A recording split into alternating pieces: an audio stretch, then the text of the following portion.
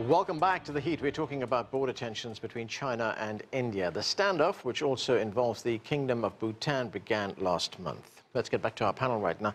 Saurabh, here we have two countries. These are now world powers, both countries, huge economies. Of course, they also share a very long border. But is there enough in their relationship, especially when we look at their economic relationship, their trade relationship, is there enough there to overcome this kind of dispute that we're seeing right now? Yes, there's enough to overcome this kind of dispute. But that is not so much in their economic and trade relationship as much in their regional and multilateral relationship. They have a very close meeting on minds on many, many global issues and on some regional issues, on regional issues beyond Asia-Pacific. In the Asia-Pacific, they have areas of differences. But there's enough in that relationship, and the heads of state meet very frequently every year at various fora that they can stabilize that relationship. So the way I see this happening, I think this is going to be a very serious, long drawn-out affair on the border, but they will immunize their contacts at the multilateral level in terms of their global governance issues, in terms of BRICS-related issues from these bilateral issues. But the bilateral relationship will suffer. Song, what are views on this? How do these two countries manage these differences looking ahead? As Saurabh says, this could be a long-running dispute. How do they resolve it sooner? I don't think this will escalate in a further kind of serious manner. And as I talk to Chinese friends and also Indian friends here in Washington, both sides were telling me that this dispute finally will be solved through diplomatic negotiation. And as Prime Minister of India, Mr. Modi, was saying, after 1962, in the last 5 decades, there was no shot was fired between these two countries along the border. And the two countries all agree that this border issue finally will be solved through diplomacy. And before that, we need to keep the status quo. We need to keep the border to be peaceful.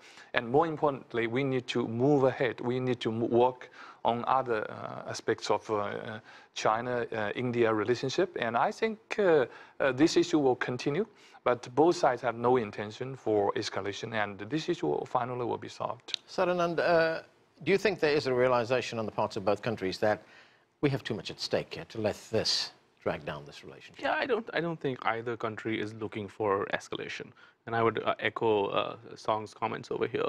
I think that in the end, good sense and maturity is going to prevail. But at the same time, you can't sort of get away from the fact that this is, this particular incident may be a pinprick, but it's part of a pattern. There has been a downturn in China-India relations, and I would say that, in many ways, that this is a symptom of sort of larger issues. And I think what the two countries sort of need to do is re-engage. It's good that they have these very high-level meetings and come to terms with the basics. Why is it that they've had a very strongly growing trade relationship and no conflict on the border in a military sense for many decades? It's because there are shared interests, and I think they're both going to have to come to that. I think that at the end you're going to have to return to some kind of status quo, but the question is, what is that status quo? If we go back to a situation where China and Bhutan are disputing this piece of territory, but there is no building going on it, I think that is a status quo that everyone can be comfortable with. If, as the other panelist in Beijing suggests, that this is going to continue to be an issue where the military-grade road building is part of something that is pushed by Beijing, then I think that this is just going to remain a sore point. Right. Victor, both countries, both India and China, of course, are in the BRICS group. That's a very important international group. India's Prime Minister, in fact, is expected in China at the beginning of September for a very important summit, the BRICS summit that's going to be taking place there. When you look at the broader relationship between these two countries, what are the major challenges that they face, and of course, opportunities as well? Well, I personally hope peace will prevail between China and India, and both our two countries and 1.4 billion people here in China, close to about 1.3 billion people in India, can engage in economic development and get all the benefits of peace and good neighborly relations between the two countries. However, in this particular case, involving the Indian intrusion into this particular region, there will be a limit to Chinese patience. And I can assure you that if the Indian side refuses to withdraw from the Chinese territory, war may break out. And if we follow the Indian logic, then does that mean that China has the right to send its troops to the Indian-occupied Kashmir because the Pakistani side does not feel comfortable with whatever India is doing in the Indian-controlled Kashmir?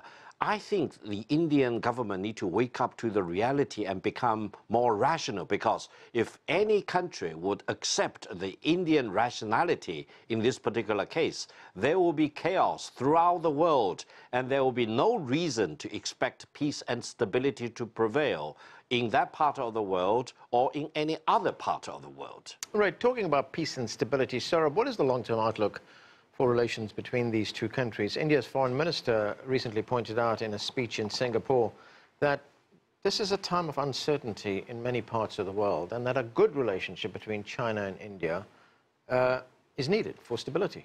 Yes, and he has been saying that since the beginning of this year, especially after Donald Trump was elected into office. I know the Foreign Secretary likes to frame the India-China relationship from this broad perspective. And he is obviously a very influential decision maker in Delhi, but he is not the top decision maker on this issue in Delhi. And the people who do take decisions on this probably outvote him on this decision and have a harsher view of things. And so he has been able to project a future for India-China relations which is more positive than, frankly, it is at this point of time.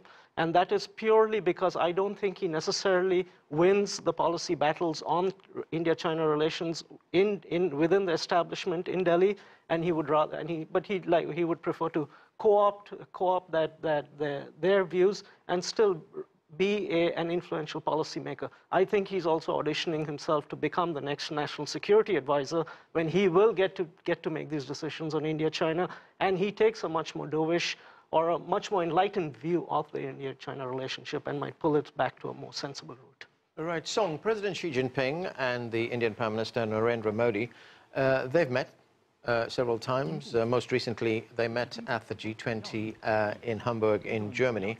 How important is it for both these leaders to develop some kind of solid personal relationship when it comes to diffusing these kinds of tensions? I think we need to acknowledge that China-India relationship is very much complicated.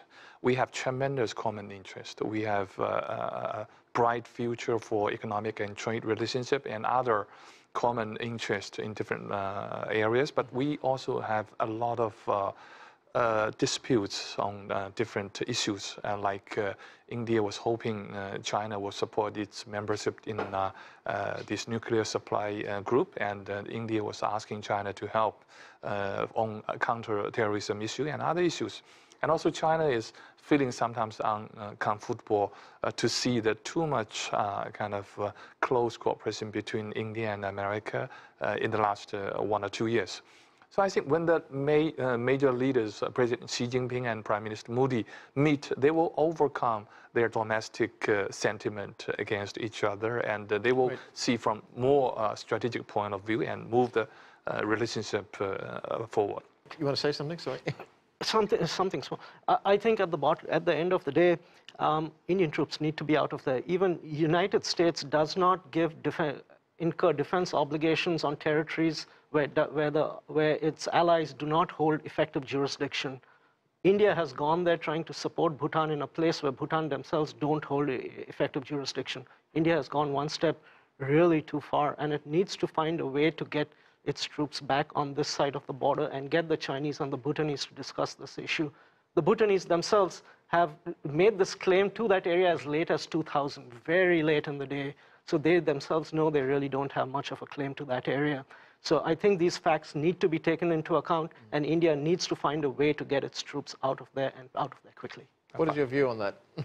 I think finally China and India have a bigger stake on this, and they know they cannot afford for a serious confrontation, and this will be solved in a peaceful way.